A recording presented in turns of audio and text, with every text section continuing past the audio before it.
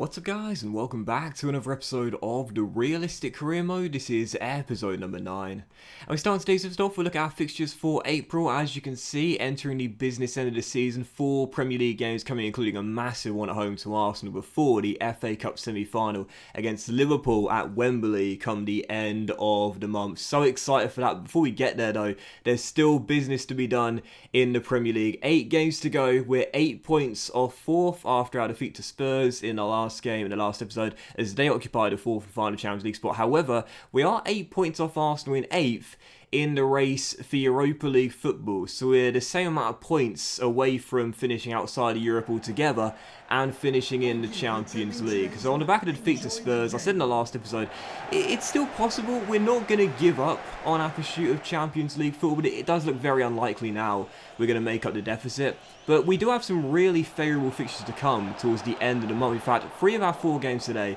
are against sides that are in the bottom half of the table. West Ham are obviously in mid-table right now, as are Aston Villa, and Brighton are just above the relegation zone as well. So they're all winnable. Arsenal, as we know, this season will be quite out of form this year as well in this year's career mode. So I'm fancying our chances of at least reducing the deficit and taking on West Ham for the first game of 4 in the month on the back of the defeat to Spurs. I was going to feel sorry for myself, feel like the job was basically, undoable, if you will, in the race for the top 4.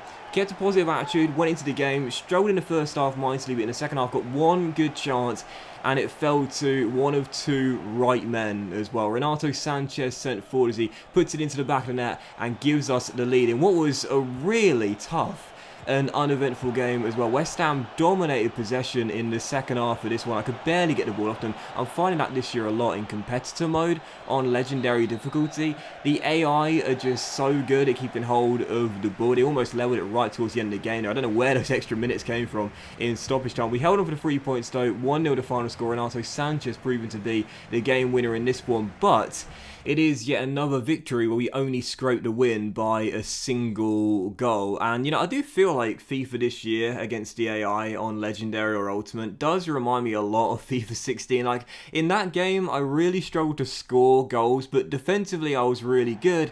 And part of the reason why is because the AI were quite passive when going forward and prioritising possession and pass accuracy over goals. It's felt that way for quite a few FIFAs now, but it's all perspective. We haven't scored that many goals this season. We're the lowest scorer in the top 10 in the Premier League right now, but you would have seen by the graphic they're heading to our second of 4 games, a West Midlands derby against Aston Villa at Villa Park. We've got the best defensive record in the division, only 20 goals conceded in 31 games. So yes, whilst goals have been a problem for us, conceding them is not. We are watertight at the back, and one of the main reasons why is because Rui Patricio is still in the pursuit of the Golden Glove. He's been sublime, as has Connor Cody, who, as we know, has been a cut above this year as part of our 5 at the back system. So taking Aston Villa for the second of 4 games. They've got nothing to play for in the remaining 7. They're not going to get dragged into a relegation scrap. They're safe for another season, and they're not going to make a Europa League place either. They're playing for nothing but pride, really, in the remaining 7 games, and I always feel that in FIFA career mode as well. Like, when I'm taking on a team who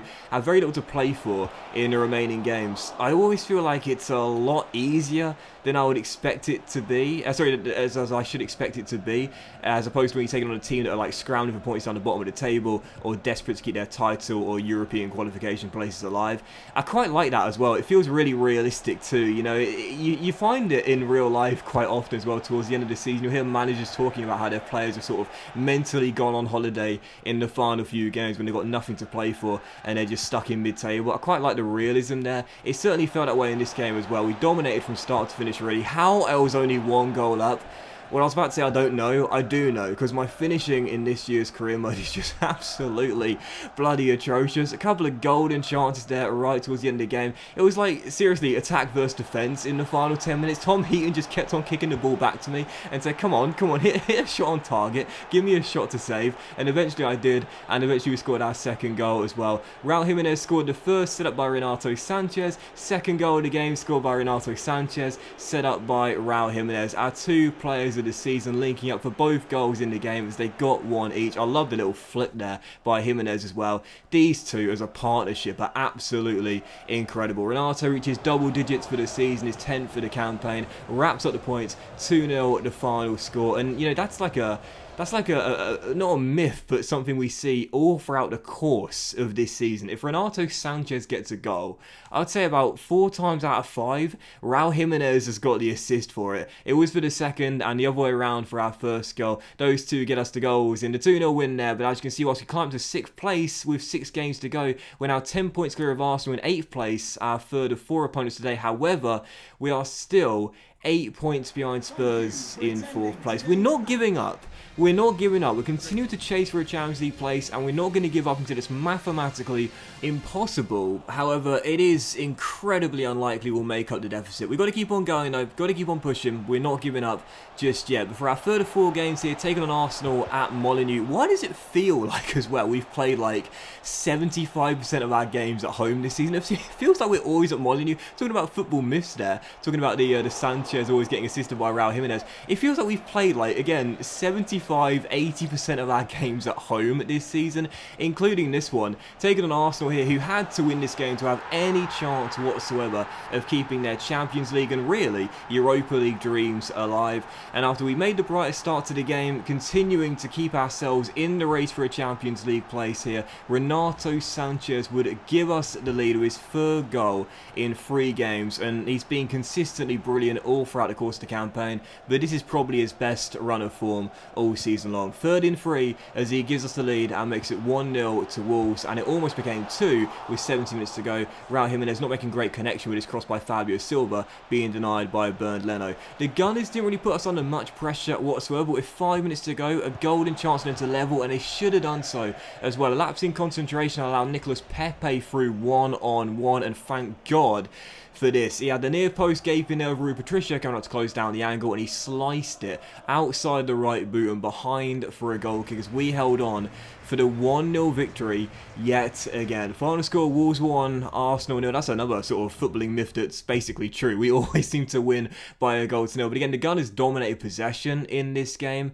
But thankfully, once again, another clean sheet is what helps us get the big 3 points. So 3 straight wins on the back of the defeat to Spurs. Again, we keep ourselves in the race. We're not giving up. But unfortunately, what I'm finding out is that as much as we're doing very well right now at shutting teams out, picking up clean sheets and ordinarily getting the wins as well, the teams above us just are refusing to slip up. It seems like we just can't chip away at the deficit because Spurs and Manchester United, the 2 main teams we're chasing, and Chelsea if you want as well. Obviously Man City and Liverpool are far clear in 1st and 2nd place, but you know, Spurs and Manchester United in particular, they just don't lose. You know, in fact, Spurs and Manchester United both took on Manchester City in this run here, and they both beat Pep Guardiola's side, so I just can't chip away at the deficit because they're always winning. And so for our 4th and final game of today's episode here, taking on Brighton and Hove Albion at home right now, just above the relegation zone. They need the points, and like I talked about in the Aston Villa game, it seems like when I take on a team that are scrambling down the bottom of the table, I always find them very difficult to beat, which I think again is pretty realistic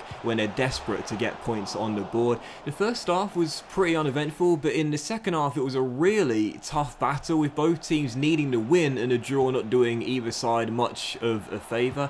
And Brighton had a couple of golden chances as well. Rui Patricia had to be on his game in the second half to make 2 really smart saves to keep us deadlocked at 0-0 in what was a very, very tight affair. And with this game coming on Wednesday night, I had to make quite a few changes both before the game and during the game due to fatigue, as we have Liverpool in the FA Cup semi-final in just 3 days' time. And one of those changes was bringing on Luke Mattison, the young teenager signed from Rochdale, coming on for Nelson Semedo at right wing back, and in the end the youngster would prove to be not the hero but the sidekick, if you will, assisting the guy that was the hero, Raul Jimenez, who got us the winning goal with 13 minutes to go in a really, really tough, intense and nervy battle at Molineux, sliding across the face of the ground, face of the goal on the ground, and Jimenez just squeezing it past Matty Ryan, the Australian, at the near post as we get ourselves the 1-0 victory and just about get another win notched up. 4 straight for Wolves, once again dominated in possession, once again a clean sheet, but once again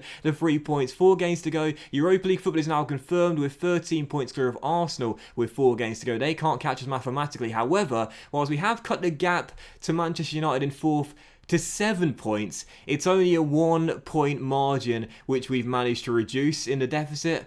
I'm pretty sure it's all but over. But that will end today's episode of the Realistic Career Mode, guys. We're still not giving up. Have a fantastic day, much love to you all, and I'll see you for the next episode as the season comes to its close with the FA Cup semi-final against Liverpool at Wembley very soon.